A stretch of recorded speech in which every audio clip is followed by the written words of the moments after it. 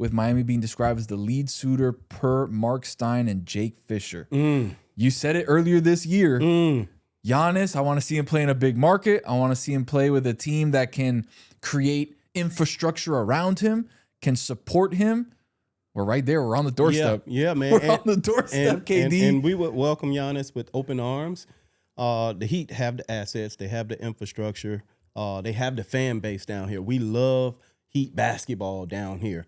And Giannis is a player our city can really rally behind because of the way he plays the game, his skill set, his compassion for the community and being entrenched and loyal to the community that he lives in. So, yeah, I'm trying to see what that be like. Exactly. Come on. It would be kind of the first time since I'm trying to think, because during the Big Three it was more of them kind of getting together and being like, all right, where's the place we're going to play? We're going to play in Miami. This is what we can do.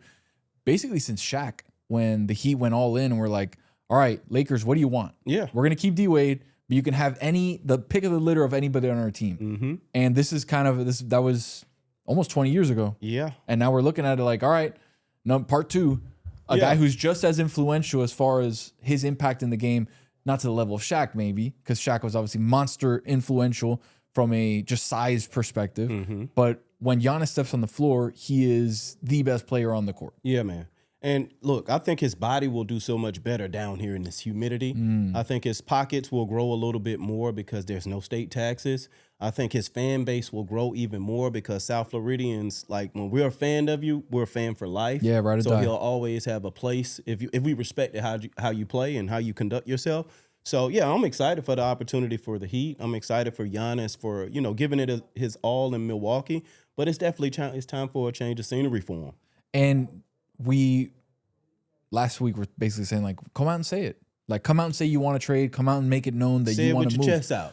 He didn't really do that, right? He had his agent talk to Sham. Sham said, hey, it's time for a new home for Giannis. Didn't explicitly say I want to trade, but was basically like, look, it's time for people to start kicking the tires on what the offers could be to Milwaukee. And we talk about the offers.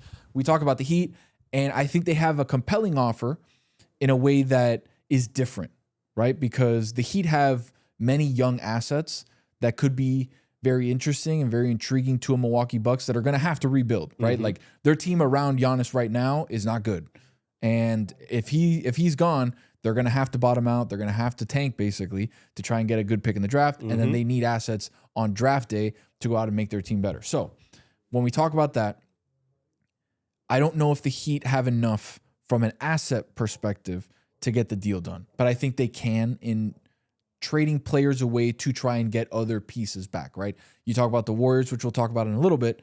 They have a plethora of picks. They can offer 4 first-round picks. They can offer 3 pick swaps. Like, they have all the assets that they need in the Heat, and the Heat don't, right? They can offer 2 in, I think, 29 and 31, but you're talking about way down the line. Yeah. And you still have the Charlotte pick that is kind of in flux with the Terry Rozier situation. Can Terry even be part of a trade? Obviously with his situation, will the NBA let that go through? That's $27 million from a cap perspective that you can kind of play with. But you're looking at Tyler Herro, you're looking at Jaime Jaquez, you're looking at Khalil Ware, which is probably the crown jewel of what a trade would be based around for Miami. Jaquez, their new rookie point guard. Like, there's pieces here. Jovic.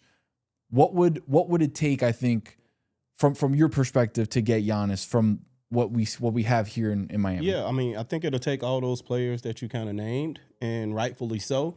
Those guys are still good players. Tyler Herro has been an all-star. He's a bucket. He's from Milwaukee. So that'll do something for the local fan base. But I think Giannis has to, be a little bit more direct and say, hey, look, these are the 2 teams that, like, if you're going to trade me, like, this is kind of where I want to go.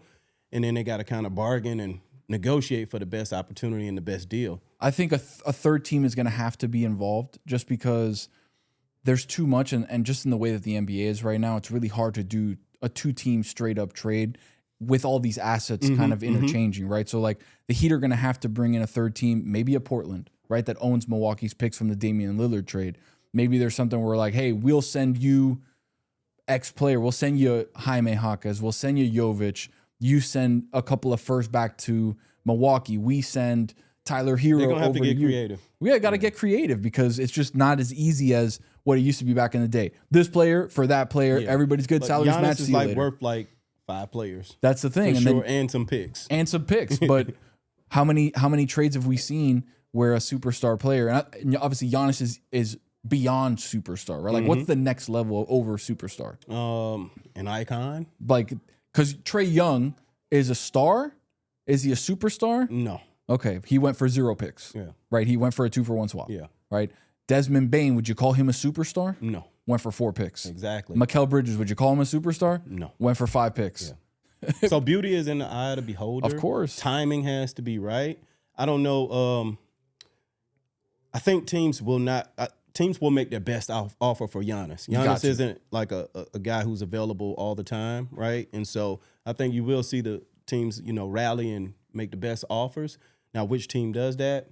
I'm not sure. We've got a handful of see. teams. We got a handful of teams that we've been talking about that we'll get to here. So we just talked about the Heat and what they're able to offer, right? There was that a couple of interesting anecdotes where Bam and Giannis had talked about maybe playing together and doing some stuff. Giannis's mom posted a picture from her at the Heat arena a couple of years ago. Like, there's some interesting stuff there.